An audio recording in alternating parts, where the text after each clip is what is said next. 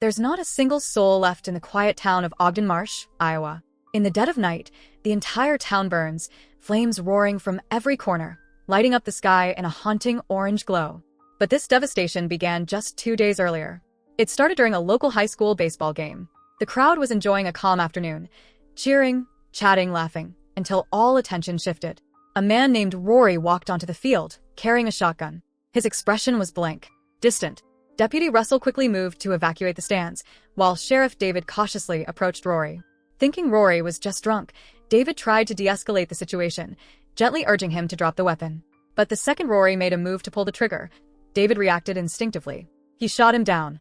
Later that evening, David visits Rory's wife, Peggy, and their son, Kurt. He tries to explain, says Rory was drunk, that he had no choice. But Peggy doesn't believe a word. That guilt stays with David all night. Even though his pregnant wife, Judy, tries to reassure him, saying he did the right thing, he still can't sleep. The next day, David gets a call from the lab. He's shocked to hear Rory had no alcohol in his system, and the test had been done twice. Disturbed and confused, he returns to the baseball field. That's when he spots the school principal, Ben, just sitting in the stands, motionless. David calls his name a few times before Ben finally responds and starts chatting like nothing's wrong. Meanwhile, at the local hospital, a woman named Deardra brings her husband, Bill, in to see Dr. Judy. Bill insists he's fine, just tired. But something is off. When Judy asks him different questions, Bill keeps repeating the same answer. That night, Deardra hears a strange noise in the garage. When she checks it out, the tractor is on, but Bill is nowhere in sight. Seconds later, she hears her son screaming from inside the house. She rushes back, only to find his room empty. Then, the boy appears and tells her to stay quiet. They hide in the wardrobe together. The child whispers, "Dad has a knife." Footsteps creak on the stairs. Bill's coming. Bill opens the door and finds them. He locks them inside. Then, he pours gasoline all over the house and sets it on fire. By the time firefighters and police arrive, it's too late. Deardra and her son are gone. And Bill? He's just calmly mowing the lawn, ignoring the flames. When Judy yells at him in horror, Bill simply whistles, as if nothing happened. Bill is later taken into custody. At the station, he stands silently in his cell, staring into space. Outside of town, 3 hunters discover something strange in the bog.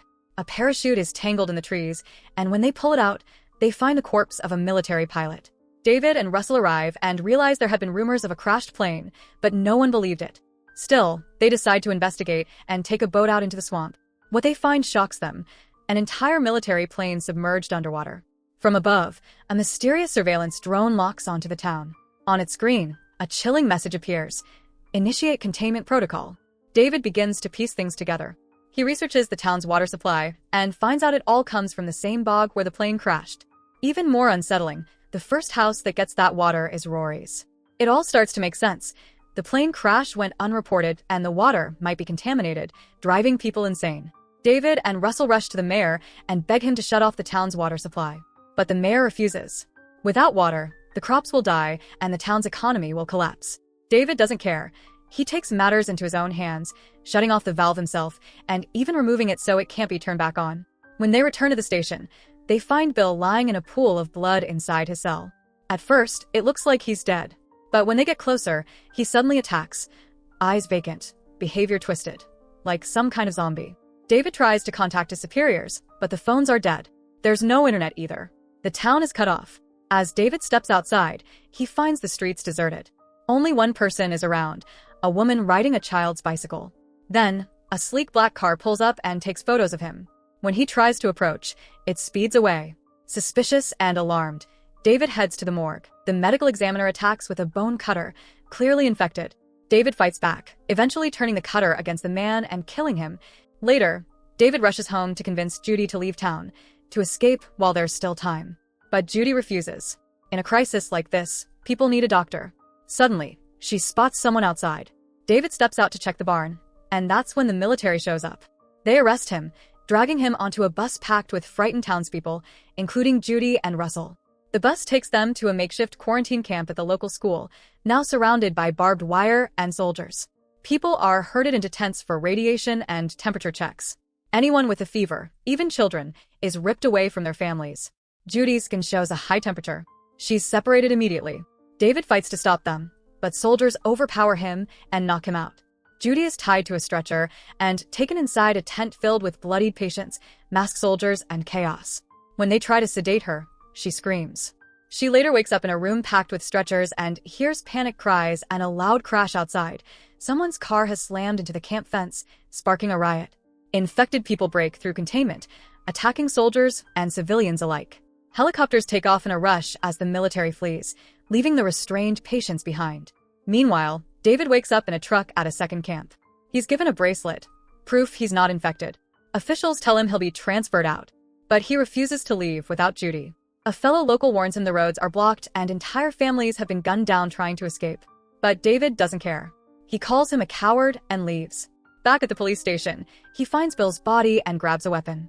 When he hears a sound, he raises his gun, but it's just Russell. They both duck when the black car returns, creeping through the streets like a predator.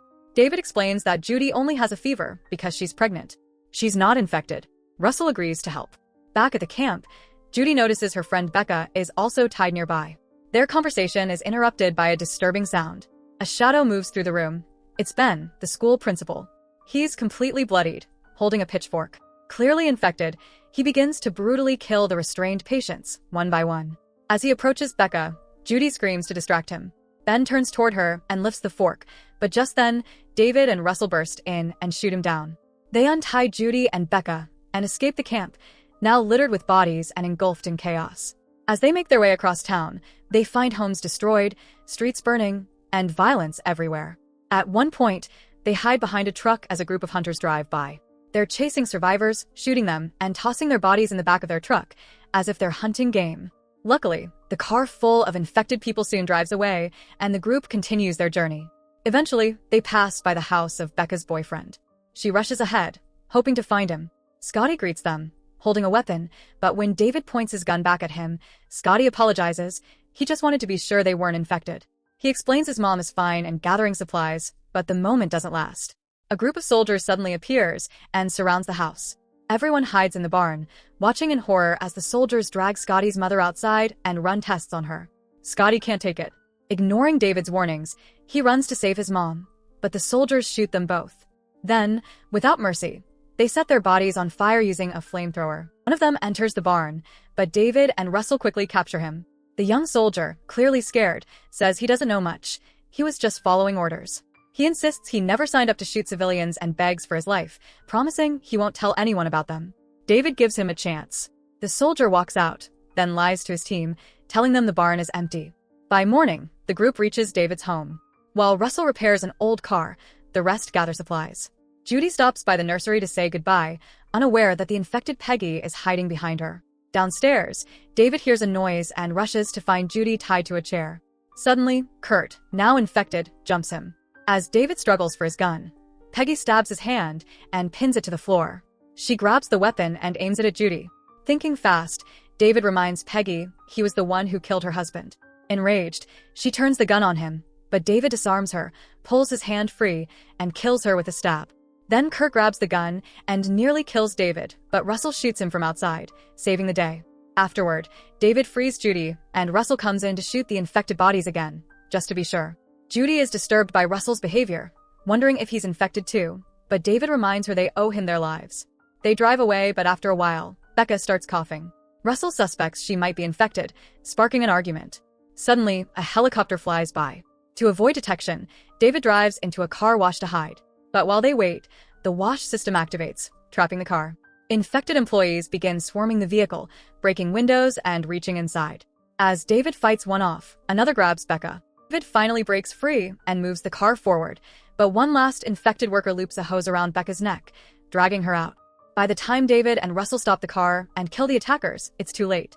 Becca is dead. Then, the helicopter returns and destroys their car. With no other option, the remaining trio begins walking. They come across Russell's old truck, damaged by spikes. Just then, a mysterious black car appears, throws spikes on the road, causing the car to crash. An agent crawls out, and David demands answers. The agent reveals the terrifying truth. The crashed plane was carrying a prototype biological weapon meant to destabilize populations. It was headed to Texas for destruction, but it never made it. The incubation period is 48 hours. Furious, David punches the agent and demands his help. But Russell abruptly kills the man with a gunshot. David realizes his friend might be infected. He takes Russell's rifle, but Russell pulls another gun, forcing David to return the weapon. He reminds them how many times he's saved their lives, then starts treating them like hostages. Later, Russell wastes all the bullets by firing into the air. David tries to calm him down. When Russell finally lowers his weapon, David punches him and takes the rifle back. Russell admits he's not well but asks to stay with them a little longer, just for company. Eventually, they reach the highway, but the military has blocked the road. Russell volunteers to create a distraction. David hands him the gun, and Russell charges toward the soldiers, drawing their fire. He's killed instantly, but it gives David and Judy the time they need to sneak around and escape the town. They make it to a truck stop and are horrified to find 3 large trucks loaded with corpses. The shells on the ground reveal a grim truth. The healthy people weren't evacuated. They were executed. Clearly, it was the government's plan all along. Luckily, they find another truck nearby. David gathers supplies and finds an army radio. Over the signal, he hears a message. Something big will happen in 10 minutes. In the garage, he finds the hunter's truck and the bodies they left. The power suddenly goes out. Judy, now alone, sees a shadow and hides with a knife. The hunters are in the building. One of them finds her, but she runs, eventually hiding among a pile of corpses to avoid detection. Just as the hunter walks away, David appears, startling her. They reunite and run to the truck. When they open the door, a body falls out. None of the keys from the office work, so David searches the fallen corpse. He finds the right set, but before he can move, a hunter grabs him. While they fight, another hunter tries to enter the truck. Judy shoots and kills him instantly. David drenches his attacker in oil and lights him on fire with a lighter before rolling to safety. With the danger over, the couple escapes in the truck. Listening to the radio, they hear the countdown hit 0. Suddenly, a massive explosion erupts behind them. A bright light floods the area. The military has bombed their town. The shockwave is so strong it sends their truck flying off the road. Miraculously, they survive. Holding hands, they watch their hometown reduced to ashes. Determined to survive, they begin walking toward the nearest city. But a drone watches from above and its screen reads, "Initiate containment protocol." Meanwhile, on the news, reporters claim a wildfire destroyed the town, fueled by strong winds. The massive explosion? Officially, it was just an accident at a petrochemical plant. But as the broadcast continues, an infected person suddenly interrupts the transmission. So that's it. Hope you enjoy the story. Subscribe and press the bell icon for more videos.